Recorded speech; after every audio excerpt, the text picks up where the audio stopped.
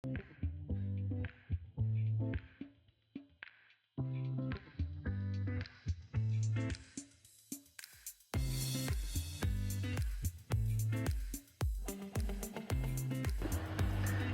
warahmatullahi wabarakatuh. Perkenalkan, nama saya Bagus Aditya Wijaya dengan NIM 13123000236. Di sini saya akan menjelaskan apa itu tentang Castle Doctrine.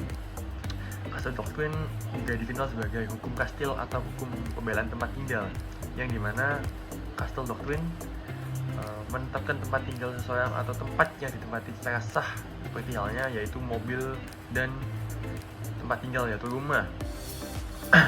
Yang dimana Castle Doctrine tersebut memiliki perlindungan hukum ketika mereka diserang. Castle Doctrine memberikan kekuatan hukum ketika mereka membela dirinya terhadap para tindak kriminal. Castle Doctrine guna menghindari kekerasan jika seorang dapat melakukannya. Castle Doctrine mengurangi kewajiban untuk mundur ketika seseorang diserang di jalan diserang di dalam rumahnya sendiri. Kekuatan Castle Doctrine mematikan dapat dibenarkan dan pembuktiannya untuk tujuan terhalang. Castle Doctrine di Indonesia belum diakui secara sah, tapi Castle Doctrine tersebut hal pembelaan tersebut terdapat di pasal 49 KUHP dan pasal 50 KUHP. Castle Doctrine memiliki kekuatan hukum yang ketika mereka diserang, maka dia tidak bisa mundur untuk menyerang balik terhadap para tindak kriminal. Sekian, terima kasih dari saya.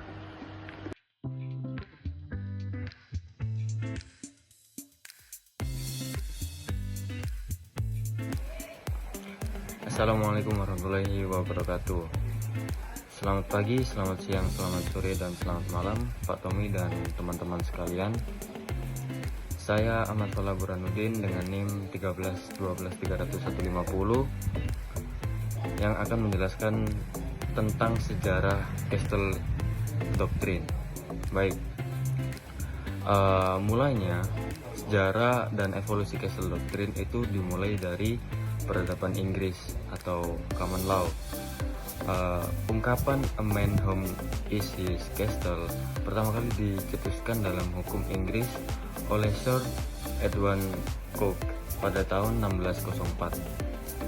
Dalam kasus main case, dalam kasus itu hakim menyatakan bahwa meskipun polisi boleh memasuki rumah untuk menegakkan hukum, hak seorang individu atau orang atau masyarakat yang ada pada negara itu memiliki hak atas rumahnya sangat dihormati.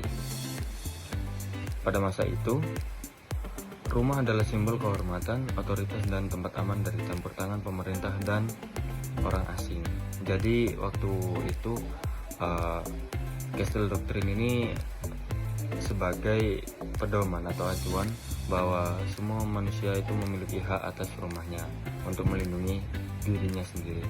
Oke, lanjut kepada perkembangan awal di Amerika Serikat pada abad ke-17 sampai dengan abad ke-19.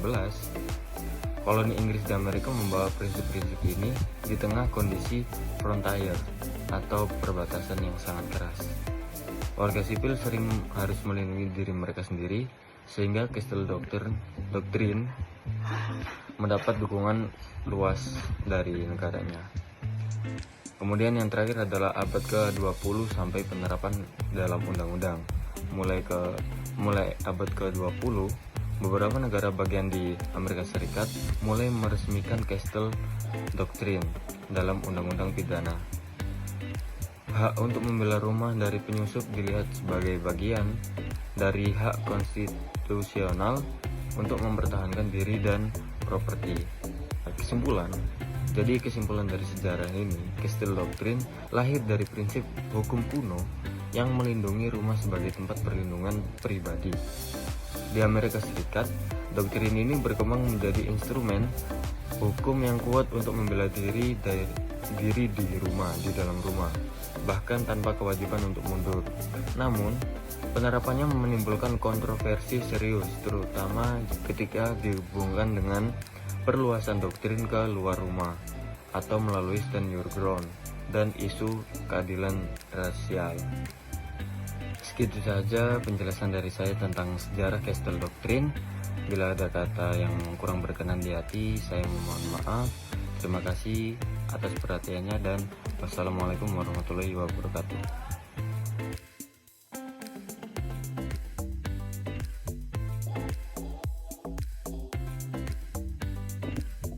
Perkenalkan, nama saya Lian Bisma Haryanto dengan NIM 13 12 300 255. Saya akan membahas tentang penerapan Castle Doctrine di beberapa negara. Seperti Amerika Serikat, Castle Doctrine sangat umum di Amerika Serikat, meskipun penerapannya bervariasi di setiap negara bagian. Beberapa negara bagian memiliki undang-undang stand your ground yang memperluas prinsip di luar rumah ke tempat lain, di mana seseorang memiliki hak untuk berada. Yang kedua, negara Inggris. Konsep dasar bahwa rumah seseorang adalah tempat perlindungan dan mereka memiliki hak untuk membela diri di dalam perkarangan pada umumnya. Yang di negara lain masih ada banyak memiliki prinsip hukum serupa yang mengizinkan penggunaan kekuatan untuk membela diri di rumah, meskipun detail dan batasannya spesifiknya dapat berbeda. Penerapan Castle Doctrine di Indonesia.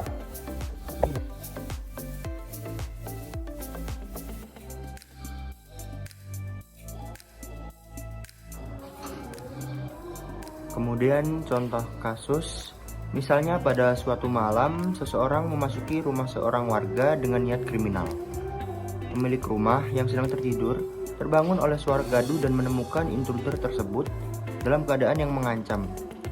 Pemilik rumah mengambil senjata dan menembak intruder tersebut. Dalam kasus ini, Castle Doctrine menerapkan bahwa pemilik rumah tidak perlu mencari jalan keluar sebelumnya dan dapat menggunakan kekuatan dalam mempertahankan rumahnya. Kemudian contoh kasus yang kedua, penggusuran. Jika seseorang melakukan penggusuran tanpa izin dan seorang penghuni mempertahankan dirinya, kasus ini dapat diadili berdasarkan Castle Doctrine. Penghuni dapat mengklaim hak untuk mempertahankan diri di dalam tempat tinggalnya.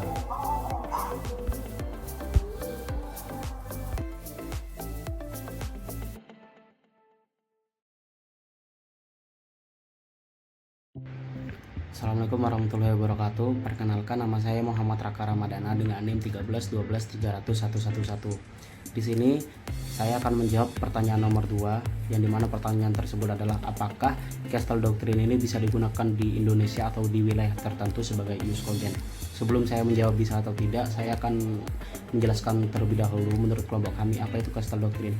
Castle Doctrine adalah prinsip hukum yang memperbolehkan seseorang untuk menggunakan kekuatan, bahkan kekuatan kematian. Sebagai contoh, ketika seseorang mendapatkan ancaman di dalam rumahnya, orang tersebut boleh menggunakan kekerasan tanpa memikirkannya terlebih dahulu. Dan prinsip ini berasal dari common law yang ada di Amerika Serikat. Menurut kelompok kami, Castle Doctrine ini tidak bisa digunakan sepenuhnya di Indonesia karena di Indonesia menggunakan sistem hukum civil law yang dimana sudah diatur dalam Kitab Undang-Undang Hukum Pidana atau KUHP. Dan jika kita kaitkan dengan pasal 49 dengan Castle Doctrine tersebut, maka di Indonesia sudah mempunyai pasal dari KUHP yang mengatur mengenai pembelaan diri, yakni pasal 49 KUHP, yang dimana seseorang boleh melakukan pembelaan diri ketika mendapatkan ancaman atau tindakan perbuatan melawan hukum. Dan apakah sistem Castle Doctrine ini bisa digunakan di wilayah tertentu? Misal kita kaitkan dengan wilayah khusus di Indonesia. Kalau menurut kelompok kami secara teoritis itu bisa, tetapi harus menggunakan keharmonisasian atau penjagaan yang ketat ketika ada perubahan undang-undang mengenai sistem tersebut agar tidak melanggar HAM. Dan kesimpulan pada jawaban nomor 2 ini adalah, menurut saya castle doktrin bisa saja digunakan di Indonesia, tetapi tidak perlu karena sudah ada kitab undang-undang hukum pidana, yakni pada pasal 4 yang sudah mengatur mengenai pembelaan diri, dan menurut saya tidak bisa dan tidak perlu digunakan di Indonesia. Terima kasih.